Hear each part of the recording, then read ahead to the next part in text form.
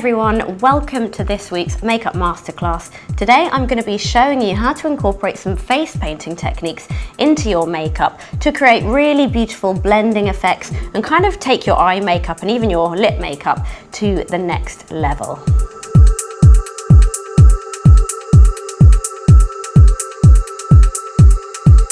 So I'm going to begin by creating the shape with this black face paint. I'm using a MAC face paint, but there are some other really great brands like Diamond Effects, which are also really great. And I'm using an artist's brush. I really like to get proper art brushes because they have good bounce to them, and you want something that's kind of a little bit longer so you get some nice precision when you make you know, your line work. So this is like fairly thin, it's got a little bit of length to it, and I'm basically just going to go from the inner corner of her eye and just sweep it round and flick it off like that,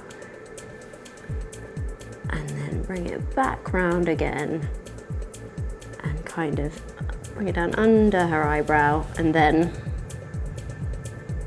up again like that. Then you just kind of want to create those nice flamey shapes. I'm going to go out to the side, maybe take the flame the other way now, and then bring it back down to the edge of the eye like that to finish the top part. And now I'm going to work underneath, so I'm going to again go from the inner corner like this, round with a little bit of a tail there, bring it back round, and then begin to take it out the other way and bring it around again and up and in to the bottom of the eye like this. So now I'm gonna just go back round the tips of the flames with my black, and I'm just gonna thicken it out a little bit like this and just kind of keep the low parts quite thin, but the tips of the flames you just want to colour in black. That. And then again underneath I'm going to do exactly the same, so just give it a little bit of a heavier colour just around the tips. So now I'm going to fill out the rest of the space with this red. I'm going to use a sponge to do that, so I'm just going to wet that sponge. If you close your eyes for me, and I'm just going to press it in like that. And the reason I'm using a sponge is so that I can actually kind of blend the colour down with the sponge like this. So I'm just gently sponging it up into the black. You can cut your sponges up as well if you want to have a sort of a smaller sponge, if that's easier for you. And then if you need to tidy up any little bits, you can just take some micellar water and a little Q-tip and just clean it up. So I'm just taking a little bit of foundation or concealer, and I'm just kind of going around the edges, just make it really nice and sharp. And now I'm going to take a metallic red and I'm going to just brush over the black and the red to kind of give it a bit more of a beautiful 3D, quite kind of lovely effect. So I'm going to be using a Spyredo palette, and I'm using this really nice metallic red here.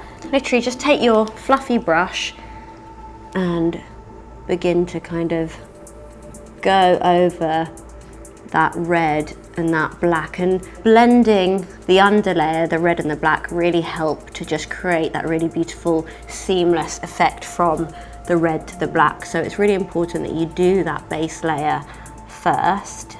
So now I'm going to add a little bit more of a kind of a sparkly effect by using a white paint, and I'm going to do some tiny little dots just around the edges of the flame, and that kind of helps to bring it to life a little bit more and just add a little bit more dimension and give it almost like a bit of a glittery effect. So for this you need a really fine brush. Again, this is one of the artist brushes that artist paint brushes that I've bought, and I'm just gonna get that white paint, make it kind of quite wet like that, and then basically I'm going to just do some tiny little white dots like this, and you can kind of do it on some of the high points as well. Maybe I'll do 3 little ones there, a few more just at the edge there,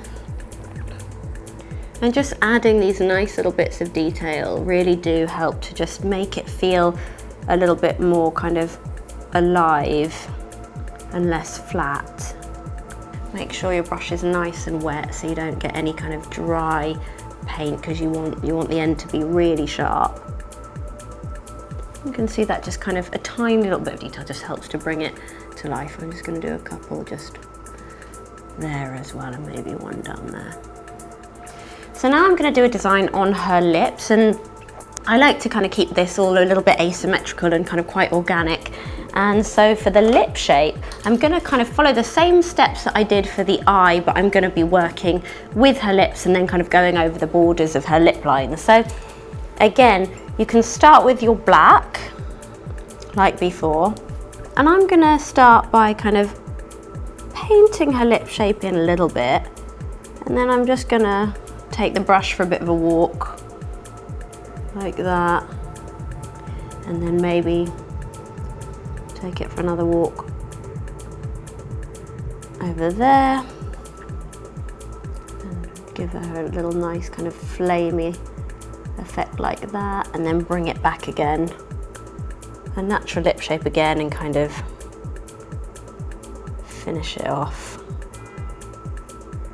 like that. So you've got a really nice sort of interesting shape there. And again, just going to make all of those a little bit thicker. I'm going to take that red, just tap it on like this. Try and blend it if you can up into the black. And I'm going to go in with that metallic again, just to make it kind of really special, and just sweep it across the lips, blending the two colours nicely together. And again, let's just take that white and do a couple of little detail.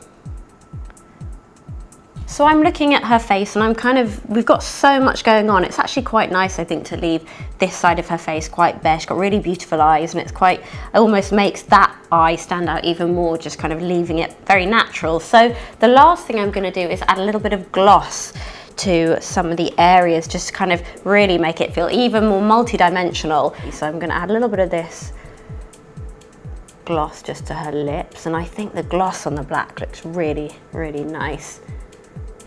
Good thing about the gloss as well is it doesn't actually move the makeup very much. You see it hasn't really moved the little white dots at all, because it's not kind of a water-based gloss.